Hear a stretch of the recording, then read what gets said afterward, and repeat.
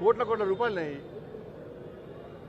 ఇజ్జత్ దావా తెలంగాణ రాష్ట్రంలో వేయాలంటే నువ్వు మీ అయ్య బయటికి రారు. నువ్వు మీ అయ్య తిట్టిన తిట్లు ఎవ్వరు తిట్లే. నేను లవంగం తింటే తంబాకు అన్నావు, సిగ్గుండాల కొంచెం అన్న. ఇజ్జదా వేరాదా? నన్ను వాడు వీడని మాట్లాడినావు, ఇజ్జదా వేరాదా నీ మీద? మీ అయ్య నన్ను నా తలకే 6 ముక్కలు నడుతున్నాడు, ఇజ్జదా వేరాదా? నీ అయ్య నన్ను వాడు వీడు అని ఏ భాష పడితే ఆ భాష మాట్లాడాడు, ఇజ్జదా వేరాదా? తెలంగాణ రాష్ట్రంలో ప్రజలను దళిత బంధు దళితులు ముఖ్యమంత్రి చేస్తా అన్నావు, మోసం చేసినావు. ఇజ్జదా వేస్తే ఏడుంటావు నువ్వు? యువతకు ఉద్యోగాలు ఇస్తానవు, మోసం చేసినావు. ఇజ్జదా వేస్తుంటే నువ్వు నీ అయ్య ఏడుంటారు? నిరుద్యోగ వృత్తి ఇస్తానవు, ఇయ్యలేదు. ఇజ్జదా వేస్తే ఏడుంటావు నువ్వు? రుణమాఫీ అన్నావు, చేయలేదు. ఇజ్జదా వేస్తే ఏడుంటావు నువ్వు? డబుల్ బెడ్రూమ్ ఇస్తానవు, మోసం చేసినావు. ఇజ్జదా వేస్తే ఏడుంటావు నువ్వు? గట్ల బెదిరిస్తే భయపడే వ్యక్తి బండి సంజయ్ కాదు. నువ్వు ఉద్యమం పేరుతో వచ్చినావు, మీ నాయన పేరు చెప్పి మీ అయ్య పేరు చెప్పి నువ్వు వచ్చినావు. నేను 9 సార్లు జైలుకి పోయినా. నా మీద నీ ప్రభుత్వం పెట్టిన కేసులు 109 కేసులు. 9 సార్లు జైలుకి పోయినా, 109 కేసులు. అర్ధరాత్రి ఎత్తుకపోయారు, మధ్యాహ్నం పూట ఎత్తుకపోయారు, రాళ్ల దాడులు చేశారు. కానీ అన్నిటినీ నేను ఎట్లా ఎదుర్కొన్నా? రాజకీయ నాయకుడు నేను, ధైర్యంగా రాజకీయాన్ని ఎదుర్కొనే తప్ప ఇజ్జత్ దావాలు వేసి బెదిరించే ప్రయత్నం చేస్తే భయపడే వ్యక్తి బండి సంజయ్ కాదు. నువ్వు ఏదో అనుకుంటున్నట్టున్నావు. ఇజ్జత్ దావేగానే నోటీస్ చేయగానే బండి సంజయ్ భయపడతాడు. తెలంగాణ సమాజానికి నేను అప్పీల్ చేస్తున్నా. తెలంగాణ రాష్ట్రంలో బీఆర్ఎస్ పార్టీ, గతంలో టీఆర్ఎస్ పార్టీ, తెలంగాణ రాష్ట్రంలో రాష్ట్ర ముఖ్యమంత్రిగా కేసీఆర్ గారు ఉన్నప్పుడు కేసీఆర్ గారిని, కేసీఆర్ కుటుంబం తెలంగాణ సమాజాన్ని తిట్టిన తిట్లు వాస్తవమా కాదా?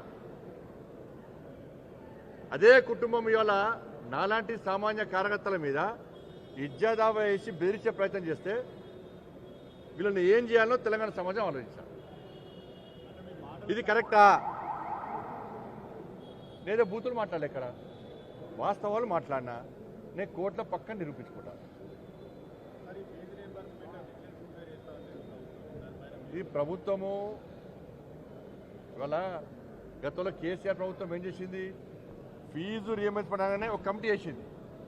కమిటీ వేసి ఇలా ప్లే గ్రౌండ్ ఉందా, ఇలా ల్యాబ్స్ ఉన్నాయా, నాణ్యత ప్రమాణాలు ఉన్నాయా అని ఒక టీం వేసి, ఒక కమిటీ వేసి అన్ని కాలేజీలు తింపి బెదిరించే ప్రయత్నం చేస్తే ఈ యాజమాన్యాలు 10 సంవత్సరాలు ఫీజు రియంబర్స్మెంట్ అడగలే, ఇక తప్పించుకున్నాడు.